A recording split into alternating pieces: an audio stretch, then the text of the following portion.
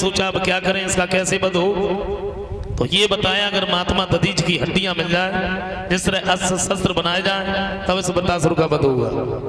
तो इंद्र अपने मतलब के लिए भिखारी बन गया, मतलब के लिए। गोस्वामी तुलसीदास जी कहते हैं, खैर इंसानी मतलब में नहीं है, इंसानी मतलब में नहीं है, बल्कि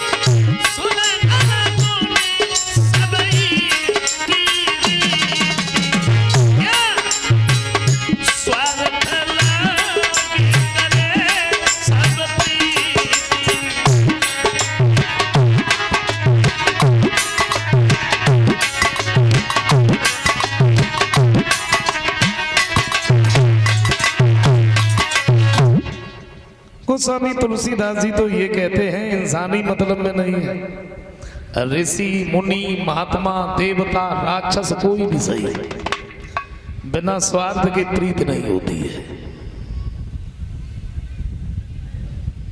सब अपने मतलब में है।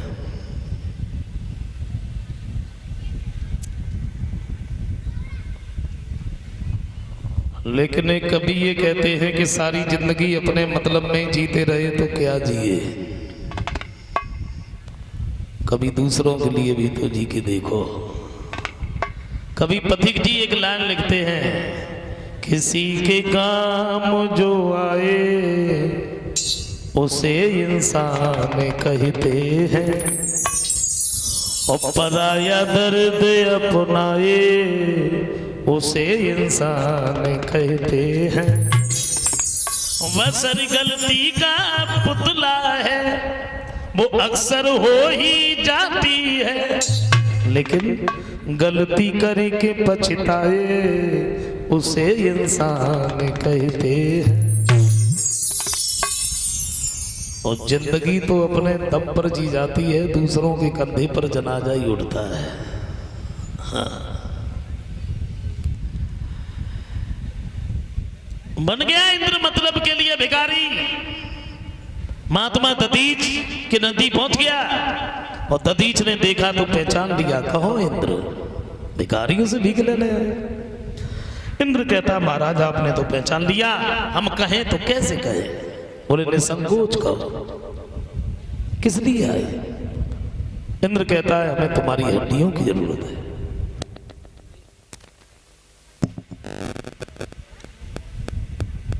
दधीच कहते हैं, तुमने एक बात नहीं सोची क्या, संसार की हर एक वस्तु मांगने से मिल जाती है, प्राण भी मांगने से मिलते हैं, और हमारी हड्डियां तुम्हें तब मिलेंगी जब हमारे प्राण ही नहीं रहेंगे। कोई बात नहीं, अगर तुम आस लेके आए हो तो हम तुम्हें निराश नहीं भेजेंगे।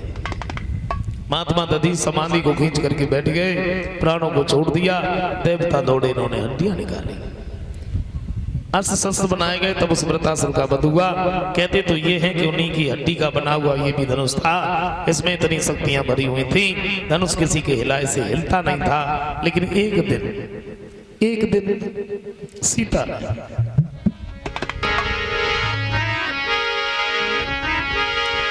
तो चिरी जन के दुलारी सीता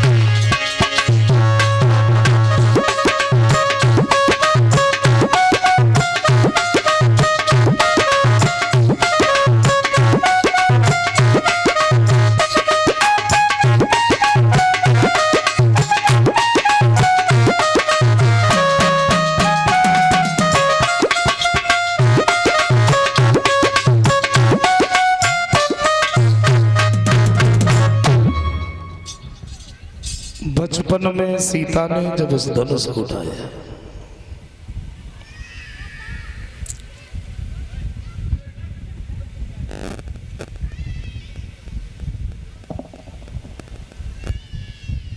और जब सीता ने धनुष उठाया, देखा महाराज जनक ने कि बेटी ने धनुष उठाया है, तो एक बात सोची है क्या,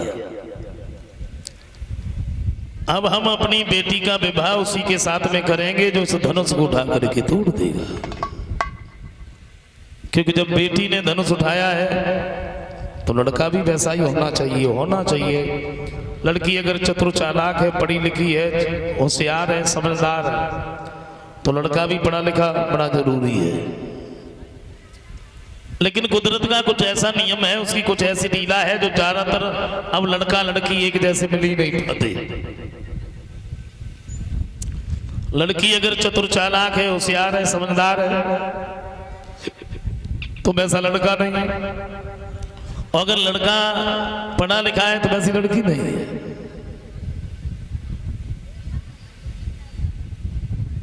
लेकिन लड़की अगर पढ़ी लिखी है तो लड़का भी पढ़ा लिखा बहुत जरूरी है, और लड़का अगर पढ़ा लिखा है तो लड़की भी, नहीं तो फिर टेंशन।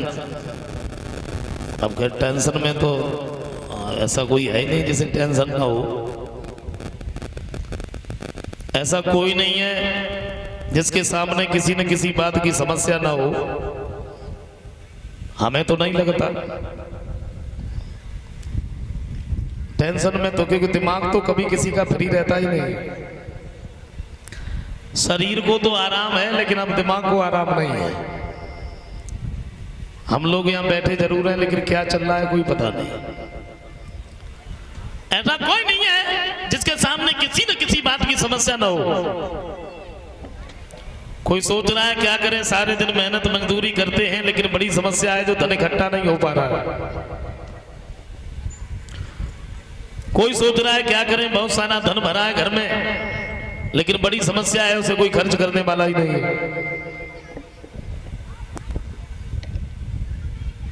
गरीब का बच्चा रोता है सुबह सुबह चाय पीने के लिए, लेकिन समस्या है चाय बन ही नहीं सकती। क्यों? बोले चीनी नहीं है। बड़े बड़े अमीर, बड़े बड़े पैसे वाले भी रोते चाय पीने के लिए। अब आप लोग सोचते चीनी नहीं है, बोले चीनी है तो लेकिन खा ही नहीं सकते, समस्या है, शुगर हो जाएगा। ऐसा कोई नहीं है जिसके सामने किसी न किसी बात की समस्या ना हो। एक व्यक्ति की पत्नी मायके जा रही थी, मायके पति थोड़ा अस्वस्थ था, और पति जो था अपनी पत्नी को रेलवे स्टेशन पर छोड़ने के लिए गया। पत्नी जब जाने लगी तो एक बात की, देखो समय से दवाइयां लेते रहना, समय से भोजन करते रहना, 2-4 दिन की बात है फिर मैं लौट के आ जाऊंगी। और पत्नी जब जाने लगी तो पति इतना भावुक हो गया, पति रोने लगा। और जब पति रोने लगा, उसके नजदीक एक दूसरा व्यक्ति खड़ा था, उसके चेहरे की तरफ देख देख के वो भी रोने लगा। अब जिसकी पत्नी जा रही वो कम रो रहा है, जिसकी नहीं जा रही वो ज्यादा रो रहा है। उसने पूछ लिया, भाई तुम क्यों रो रहे हो? बोले तू क्यों रो रहा है? बोले मैं अस्वस्थ हूं, मेरी पत्नी मायके जा रही, मैं इसलिए रो रहा हूं। बोले तेरी पत्नी मायके जा रही तो इसलिए रो रहा है, और मेरी पत्नी मेरे घर आ रही है, मैं इसलिए रो रहा हूं। समस्या ऐसा कोई नहीं है जिसके सामने किसी न किसी बात की समस्या ना हो। लेकिन देखो लड़का अगर पढ़ा है, लड़की भी पढ़ी लिखी बहुत जरूरी है। मैं बताऊं, एक लड़की बेचारी बिना पढ़ी लिखी रहे, किसी कारण बस उसकी शादी हो गई, पढ़े लिखे परिवार में सास ससुर पति सब लोग पढ़े लिखे, और लड़की बेचारी बिना पढ़ी लिखी।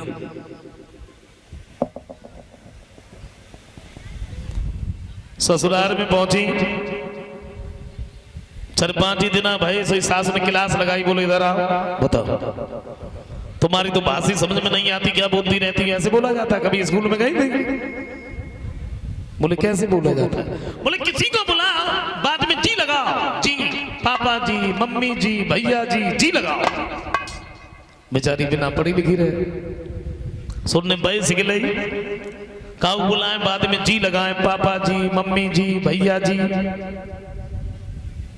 एक दिन रोटी करने के लिए जाए, और जब रोटी घर में गिर जाए सो रसोई में पहुंची वे भाई से बोली, बोले मम्मी जी। हाँ। बोले चिमटा जी तो हमारे पास में, तबाजी कहाँ धरे।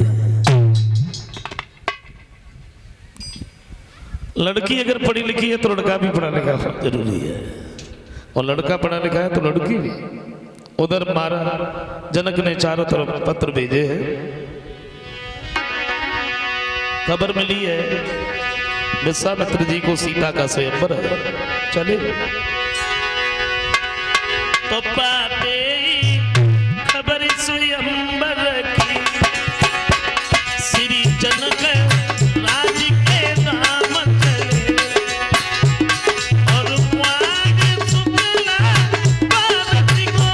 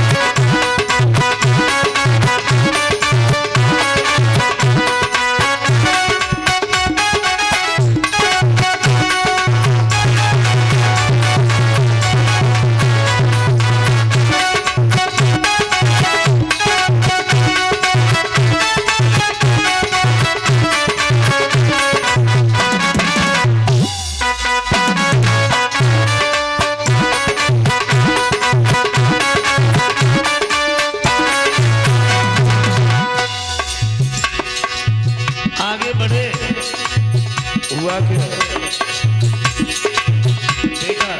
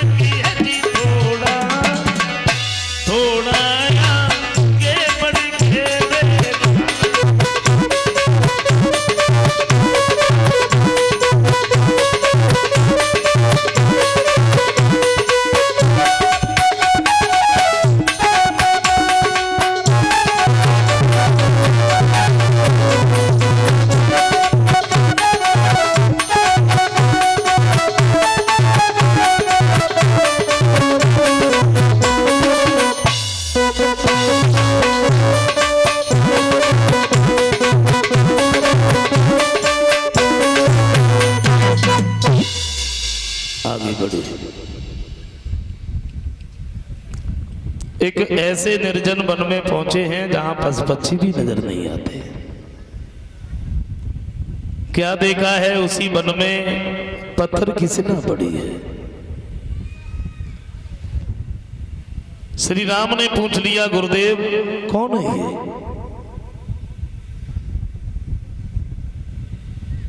बोले बेटा तुम्हें नहीं मालूम, मैं तुम्हें बताऊं।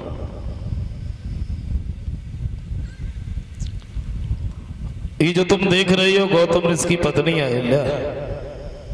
क्या? हाँ, यही अहिल्या देखने में बड़ी सुंदर है। बोले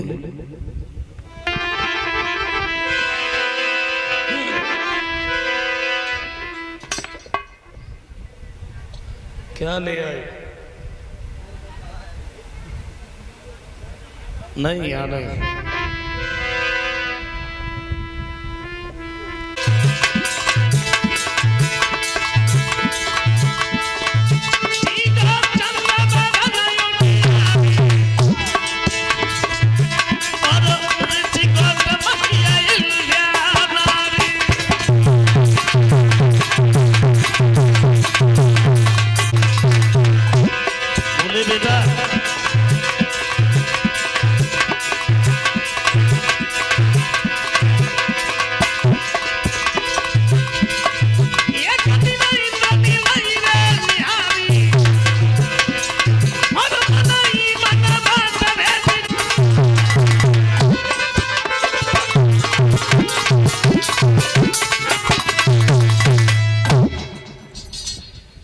देखा अहल्या तो बड़ी सुंदर है और हमें इसके साथ में छल करना चाहिए, लेकिन कैसे, क्योंकि गौतम ऋषि तो सारे दिन घर में ही घुसे रहते हैं। एक बात सोची है, वो जाते हैं गंगा स्नान करने के लिए। बोले ऐसे जाने से फायदा ही क्या है, सवेरा हो जाता तब जाते हैं, अगर वो रात में चले जाए तो सुंदर रहेगा। और इसी बात को सोच करके इंद्र जो था ये चंद्रमा के नजदीक पहुंच गया। वो कहते हैं विचार उसी से मिलते हैं जो अपने विचारों का होता है। काग को काग, मराल को मराल, स्वान को स्वान ही भाव है, ठग को ठग और चोर को चोर, गधा की पीठ गधा ही खजवाब है। उसी से विचार मिलते हैं। कहते तो ये कि ये चंद्रमा था ना 27 औरतें थी, फिर भी अपनी गुरु की पत्नी को ले गया है, तो उसी से विचार मिलते हैं जो अपने विचारों का होता है। एक बात की भैया तुम ऐसा करो, कैसा? मेरा एक छोटा सा काम है। कौन सा? बोले कोई ज्यादा बड़ा काम थोड़ी है, छोटा सा। रात को गौतम ऋषि के दरवाजे पे चले जाना कि तुम मुर्गा बन जाना और मैं बाबा बन जाऊंगा, तुम मुर्गा बन जाना मैं बाबा बन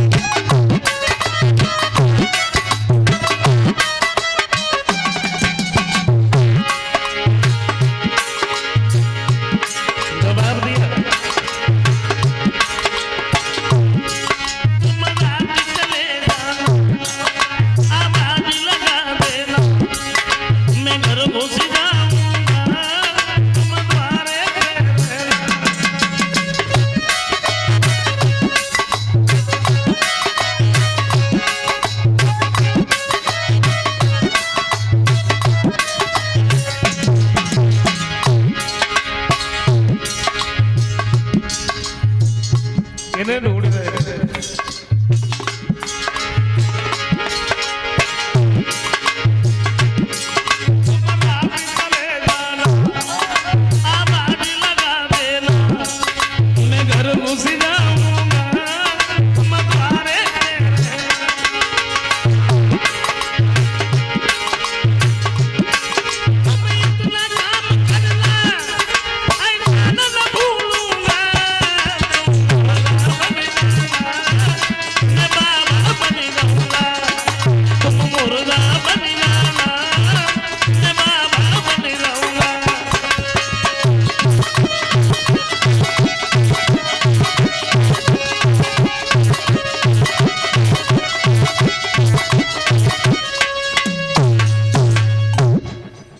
आज रात को गौतम ऋषि के दरवाजे पर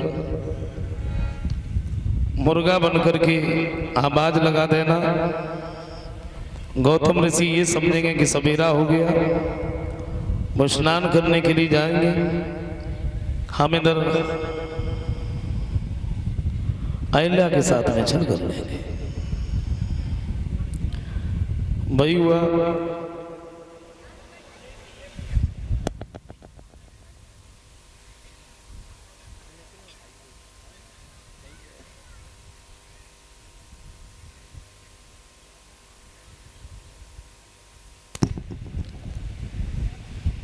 चंद्रमा जो था ये मुर्गा बनकर के बैठ गए।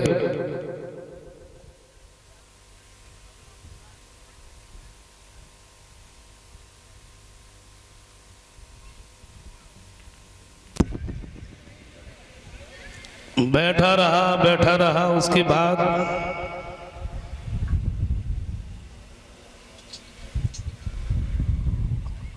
हुआ क्या समझाया।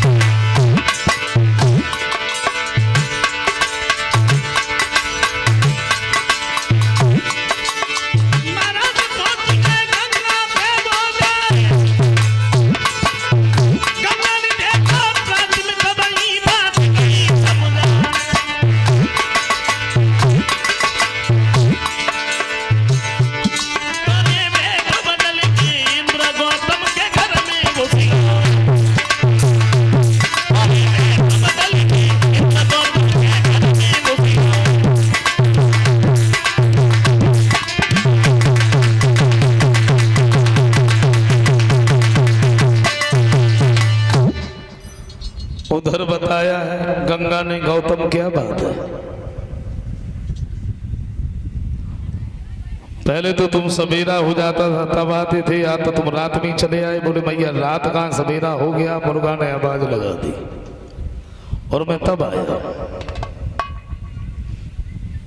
बोले सवेरा तो नहीं हुआ, तुम्हारे घर पर चल हो रहा है, जाके देखो तो सही। घर पर जब आए हैं देखा है तो चंद्रमा मुर्गा बना खड़ा है, देखी धोती मारी। इंद्र ने देखा तो अहिल्या को छोड़ करके भाग गया, अपनी पत्नी को श्राप दे करके पत्थर की बना दिया। बेटा राम, तुम्हारे चरणों की धूल अगर इनके ऊपर पड़ जाए तो फिर इनका उद्धार हो जाएगा। गुरु विश्वामित्र के कहने से अहिल्या का उद्धार किया। इंद्र के साथ कलंकित थी, उन पापों से उन्हें पार किया। अहिल्या का उद्धार करने के बाद में श्री राम सीता अवतारी लक्ष्मण गुरु जी के साथ वहां से आगे बढ़ गए। ये 100 रुपए हमारे पास में प्रमोद कुमार ठेकेदार की तरफ से आए हैं। वही लिखा रुन झुन हो श्याम तेरी। 50 रुपए आए हैं एलकार, 50 रुपए परशुराम जो फतेहगढ़ जिला बदायूं के रहने वाले हैं। महाभारत की होली, चलो याद आएगी सुना दूंगा मैं। 21 रुपए मोहित और अंकित।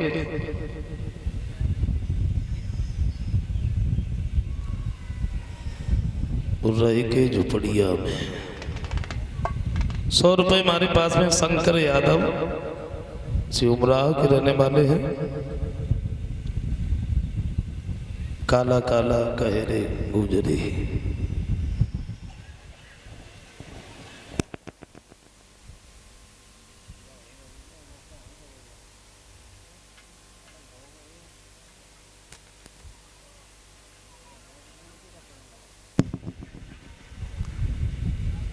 उधर समझाया है श्री राम सीता अवतारी लक्ष्मण, वहां से गुरु जी के साथ आगे बढ़ गए। आइए एक लाइन का छोटा कीर्तन बोल लेते हैं, फिर आगे की कथा सुनते हैं। अरे सुनी मेरे यार लगी गले में फांसी, फांसी मेरे यार लगी गले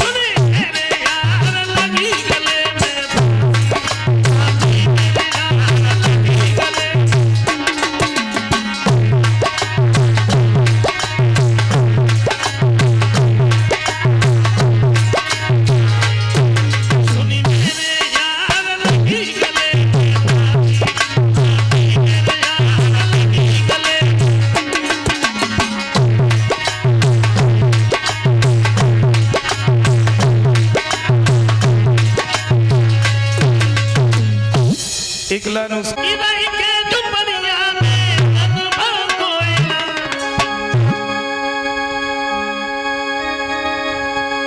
रही के झुपड़िया में अनुभव कोयला, मेरे प्यारे सैया बनवाए दे तुम्हें, अरे सैया बनवाए दे तुम्हें।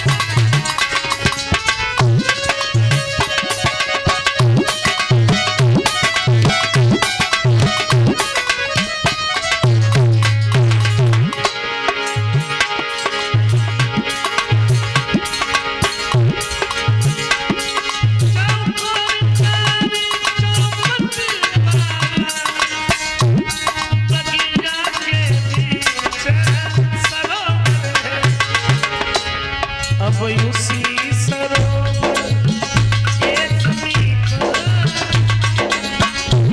अब उसी सरोवर के समीप श्री गिरिजा जी का मंदिर है।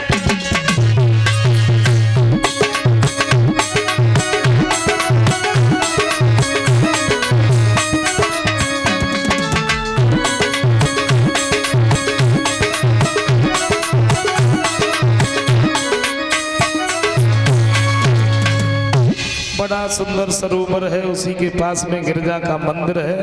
और दोनों भाई उसी जगह पर खड़े हो गए, बगीचे की सुंदरता देखने लगे।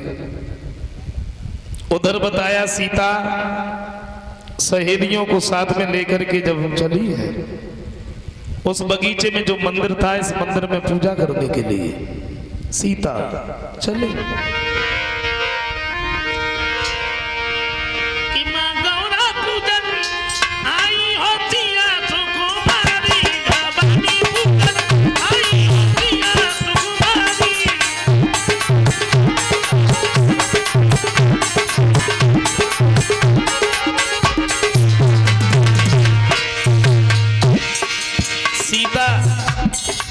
सहेलियों को साथ में लेकर के वहां से आगे बढ़ी, समझाया।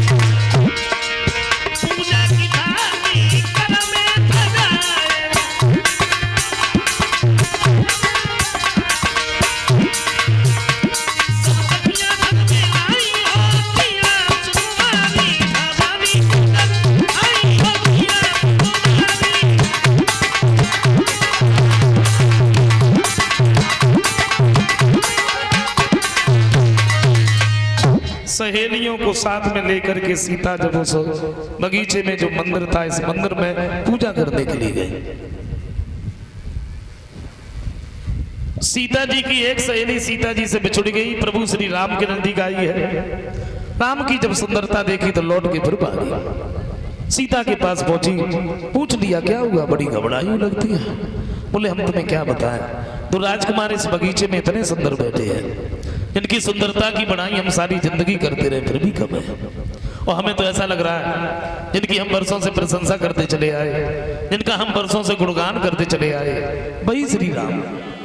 बोलिए, ऐसा लग रहा है कि सुनारी गुइया और राम बगिया में आए, सुनारी की बगिया में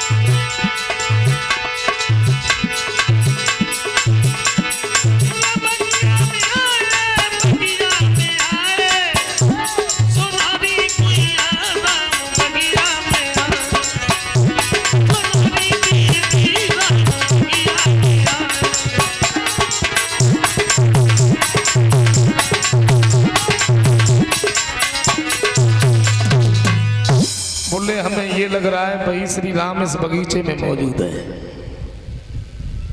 और जैसे ही इतने शब्द सुने हैं, सीता तत्काल ही वहां से चली हैं, प्रभु श्री राम के नजदीक पहुंची हैं। सीता ने जब श्री राम की तरफ देखा, राम ने जब सीता की तरफ देखा, तो सब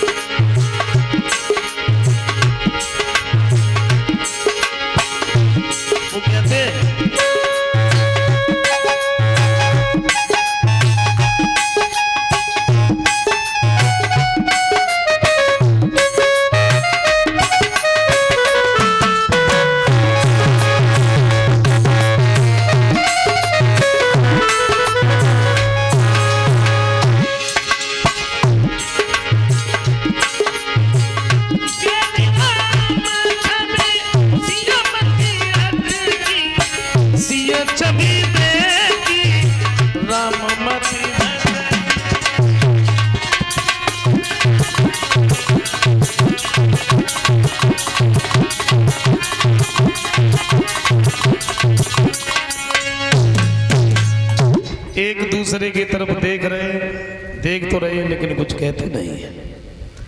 सीता और राम की वो दशा बन गई जैसे गूंगा को अगर बढ़िया से बढ़िया कोई चीज खवाई जाए और खाने के बाद में उसका स्वाद नहीं बता पाता, इसी तरीके से एक दूसरे की तरफ देख तो रहे लेकिन कुछ कहते नहीं। हुआ क्या?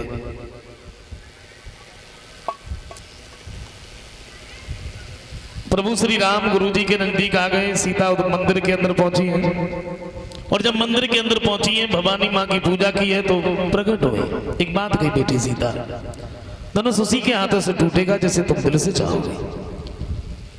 महाराज जनक ने जब ये सुना है कि विश्वामित्र जी आए हैं तो बड़े आदर सम्मान के साथ मैंने बुलवाया। रंगभूमि में सीता हाथ में जयमाला है, सहेलियों को साथ में लेके चली। प्रभु श्री राम शेषावतारी लक्ष्मण गुरु जी के साथ में चले तो गोस्वामी तुलसीदास जी कहते हैं क्या? वो ये कहते हैं रंगभूमि में जब सीता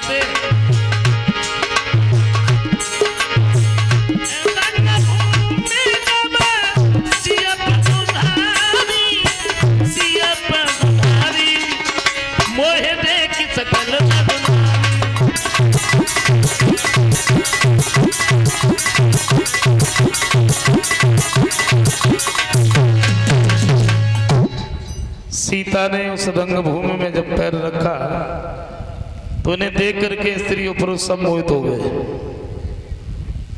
भाई गोस्वामी तुलसीदास जी ये कहते हैं कि नारे स्वभाव सत्य कब कहीं अब गुड़याठ सदा।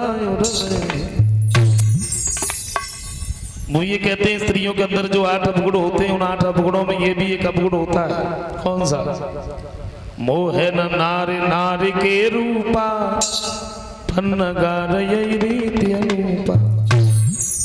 दूसरे की सुंदरता की बढ़ाई न कभी कर सकती है न कभी सुन सकती है, पर क्यों कह दिया?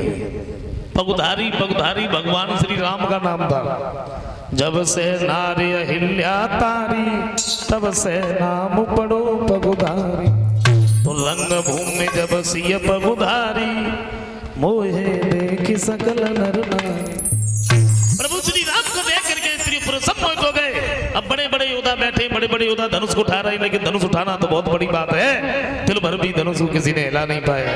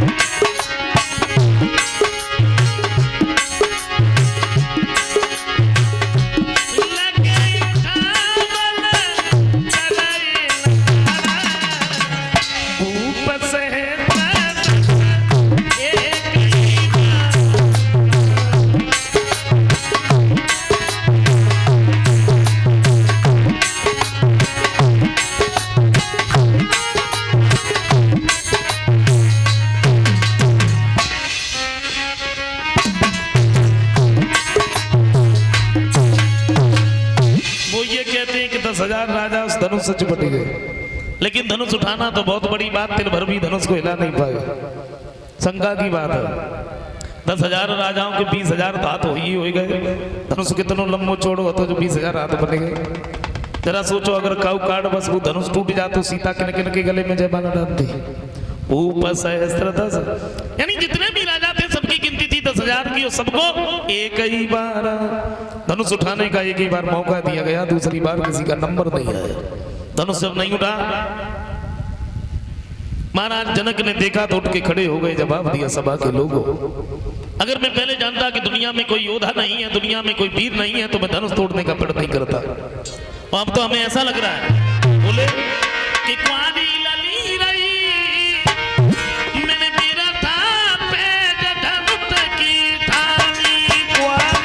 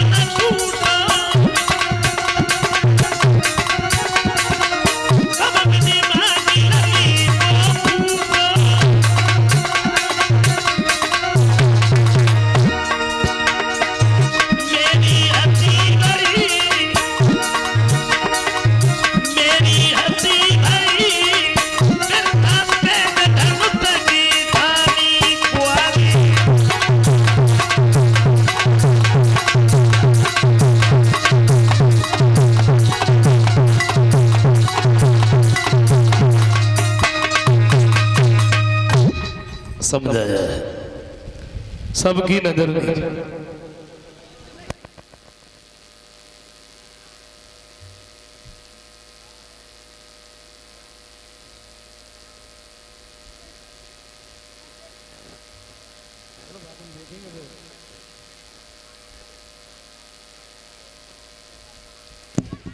समझाया है,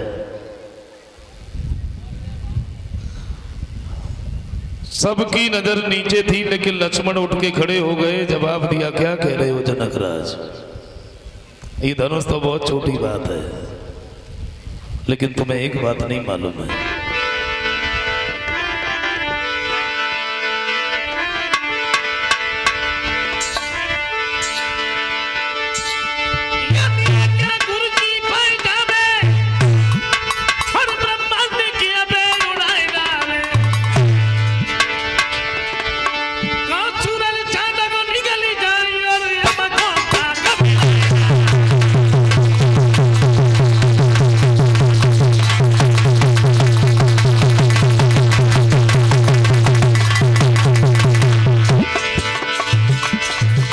धनुष तो बहुत छोटी बात है।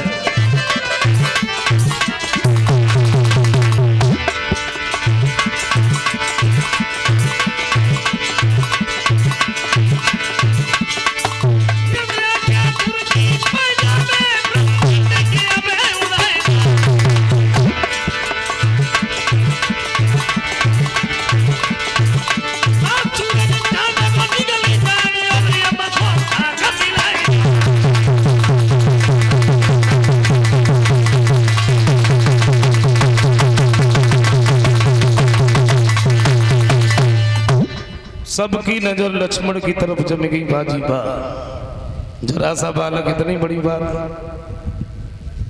विश्वामित्र ने एक बात कही, बेटा देखो ये तुम काम तुम्हारा नहीं है जो तुम बीच में बोलने लगे।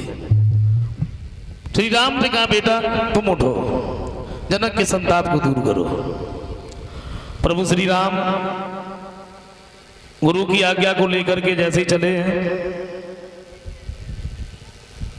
बड़े बड़े योद्धाओं ने देखा तो हंसने लगे, ये धनुष उठाएंगे। सीता ने देखा तो देवी देवताओं को बनाने लगे।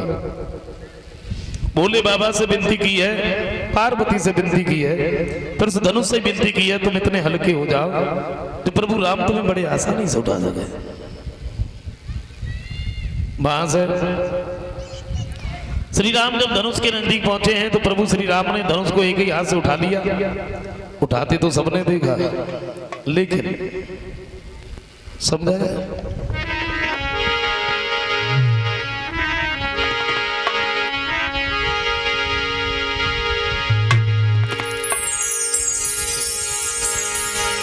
तो फिर पता नहीं कब झुका धनुष, आवाज गया ही कानों में।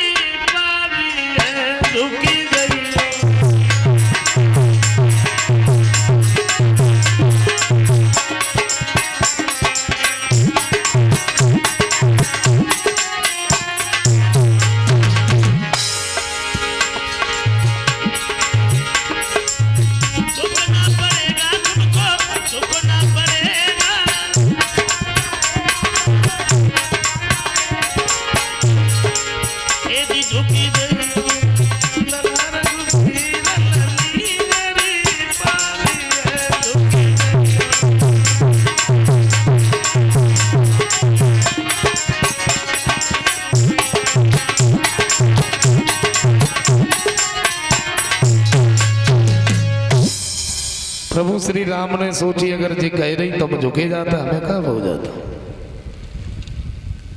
झुकबे के लिए जैसे ही तैयार हुए, श्री राम के नजदीक ही लक्ष्मण खड़े थे। धीरे से एक बात कही,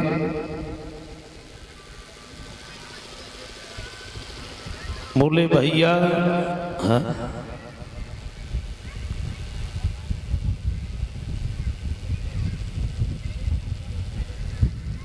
ससुराल में भौजाई के सामने पहली बार अगर झुक गए तो सारी जिंदगी ऐसे ही झुके रहे, बहुत सीधे खड़े हो गए।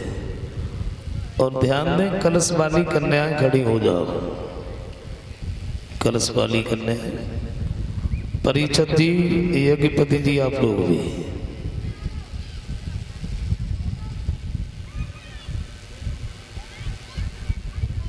इधर आ जाओ, सामने आ जाओ।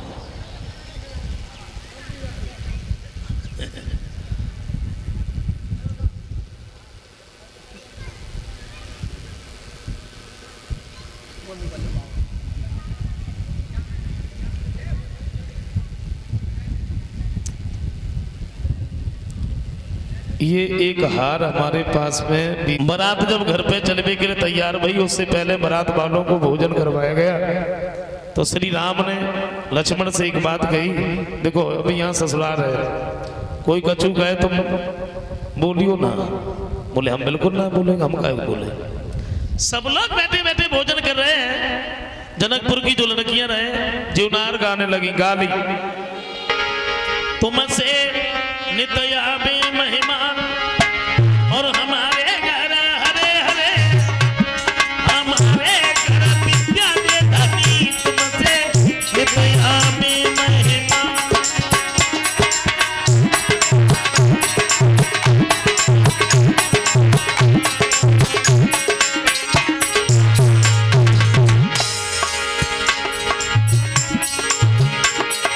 लेना देना को कचुना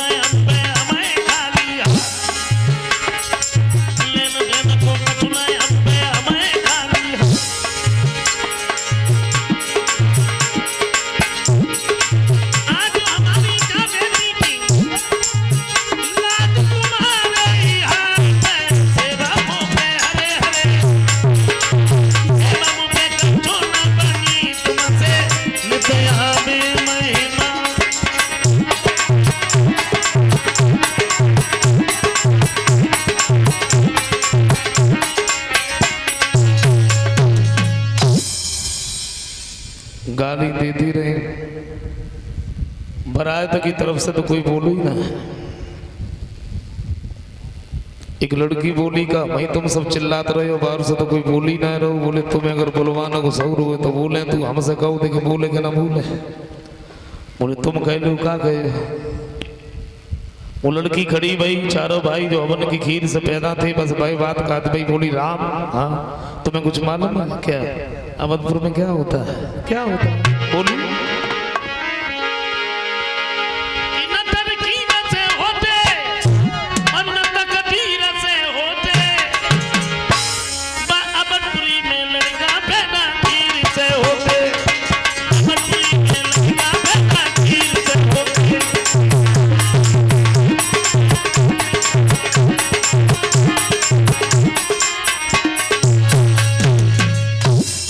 जैसे ही इतने शब्द सुने, लक्ष्मण जो रहे प्रभु श्री राम के नजदीक ही बैठे रहे, धीरे से ही बोले भैया। बोले हाँ। बोले अब रुको तो हम तो न जाता। बोले तुम कह लो क्या कह लो मैं सीता की बात कहा तुम्हें। बोले तुमने ये तो बता दिया अवधपुर में क्या होता है, लेकिन तुम्हें मालूम है जनकपुर में क्या होता है, क्या होता है। तो बोले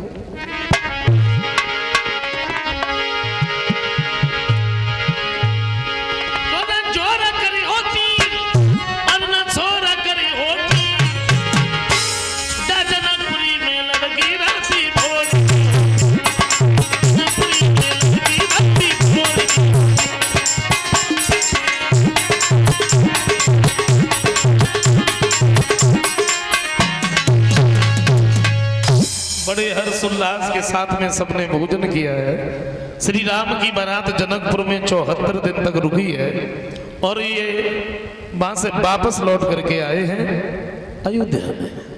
और जब से राम ब्याहे घर आए नित नभ मंगल वो बड़े आनंद से रहने लगे। आइए गौर करते हैं, वो थोड़ा लिख के आया तो हम आपको सुनाई दे रहे हैं। ये एक जो दृष्टांत कहा था हमारे पूजनीय बड़े भाई साहब ने, थोड़ा हमें मालूम है, हम आपको सुना रहे। जब कभी बिना बात के भी बात बन जाती है,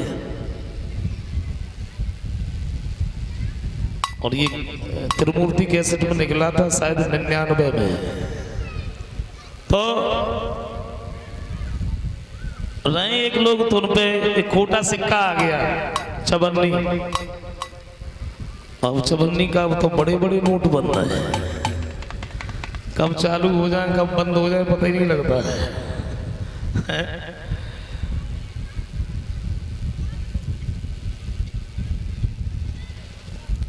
पहले तो बस चलाए से ना चली। एक दिन वे सवेरे सवेरे गए और दुकानदार ने ना देखी, वैसी बाने रख ली और जो कुछ सौदा लाई सुलाई और भी बाहर ठाड़े हुए। अच्छा पहले जब चली ना, जब चली गई तो बड़े खुश हुए, बड़े सही चली गई।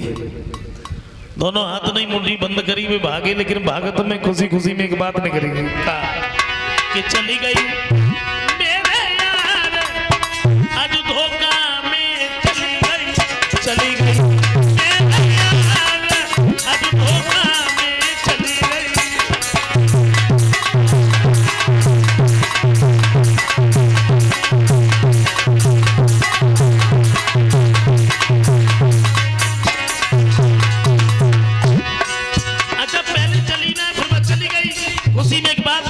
चली गई। अब उनकी आवाज सुनी उनके पड़ोसी ने, बाने सोची कहूं चली गई तो भागो। अब जैसी बात दूसरे ने भागत में देखो सब पूछिए काय भाग रहा है। अच्छा चमन्नी चला गए तो आराम से लेट गए। अब वो भाग रहा पड़ोसी, दूसरे ने पूछा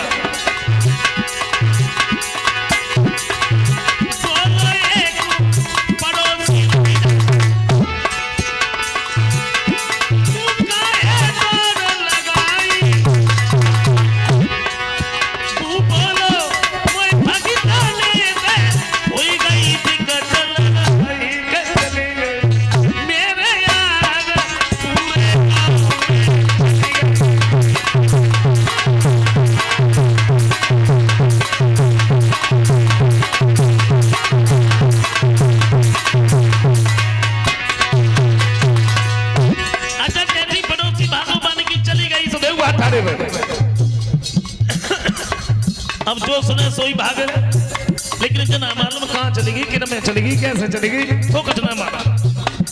थानों नजदीक गई रहे, उतने दरोगा जी ने सुनी तो चली गई। सुनी खबरिया दरोगा जी ने बनाई खटकार, फोन करो एपी साहब को, सुनो मेरे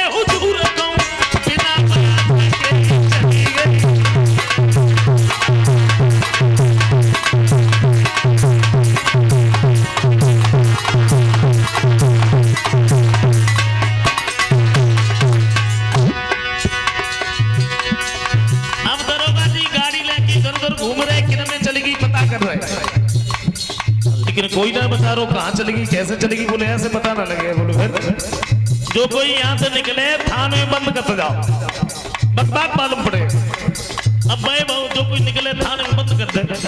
अच्छा यहाँ पर हमारे बड़े भाई साहब ने ये कहा कि गांव के सब लोग भागे, सब लोग भागे। मेरी एक छोटी सी कल्पना है जो नहीं, अच्छा मेरे दिमाग में आया सब लोग भागे तो गांव में तो हर तरीका के लोग रहते, ज्यादा बोलने वाले कुछ कम बोलने वाले, वैसी कल्पना है। और दरोगा जी खड़े थे, वो वहां एक गांव का पहुंच गया। वो दरोगा जी लोग क्यों भाग रहे? बोले साहब चली गई।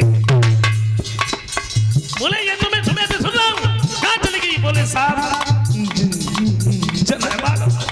लेकिन चल तो भाई चलो ठाके बंद करो।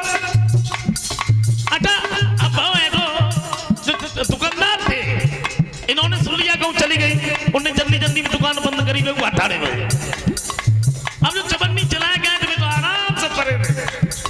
और जैसी दुकानदार को अपनी तरफ भागत वो देखो, उन्होंने जो सोची हमें तो मालूम पड़ते जान देख ली तो लौटा रहे आए रहो, बोले चलेगी तो चलेगी, हम लौटा रहे ना। अब मैं हटाने रहे, अब आगे आगे बे भाग रहे, चबन्नी चलाया गया, पीछे दुकानदार भाग रहे हो।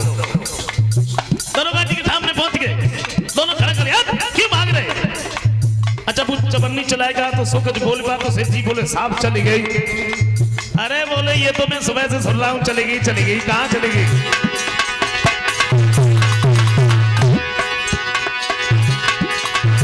मारी मारी पुलिस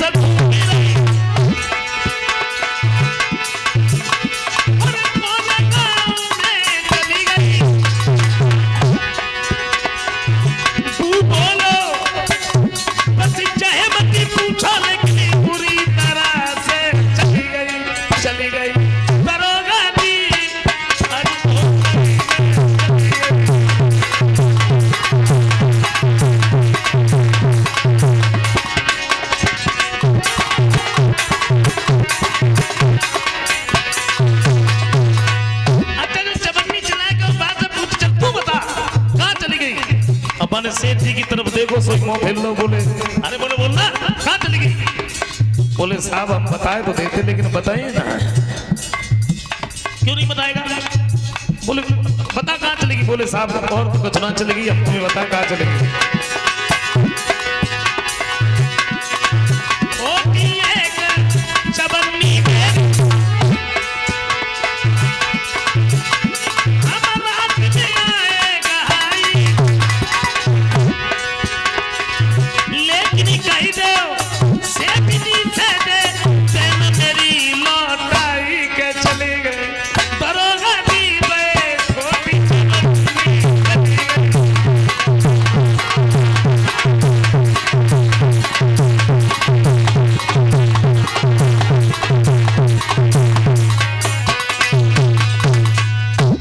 कभी कभी बिना बात के भी बात बन जाती है। आओ इकला नाम उसमें से भी सुनाई दे रहे हैं। ये गीत हमने राठौर कैसेट में गाया था कि एक पत्नी अपने पति से बहाने बनाती है। इकला मतलब गंगा नहाने के लिए गई और जार जो नाकम पहने कई बार से जब लौट के आई सब रहे ही ना, तो पति ने पूछ लिया, बोले इधर बताओ। बोले हम कहा, तुम बताओ क्या। अरे कैठी गिरी गई ना, कैठी गिरी गई ना दुनिया, बताओ रानी कैठी गिरी गई ना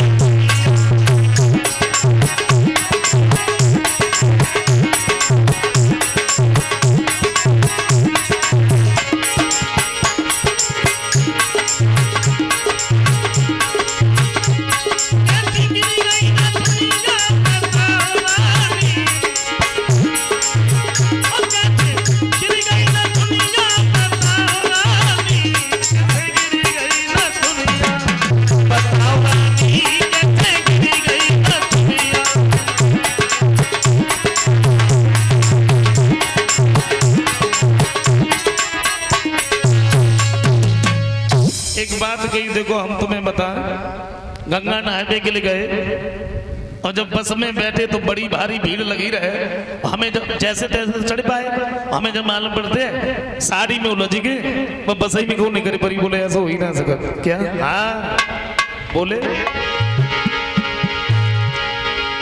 तो नगी नगी कटी कटी नथुनी में और बैठ बांस जड़वाई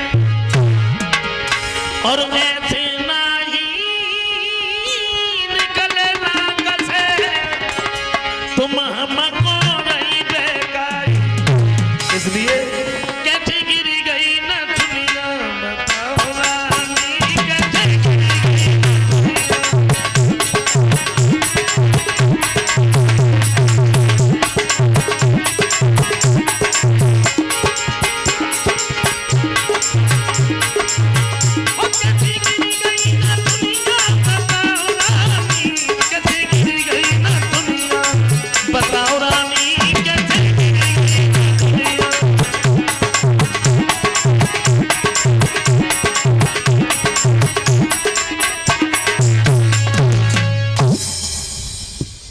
बोल लेते हैं छोटा सा कीर्तन।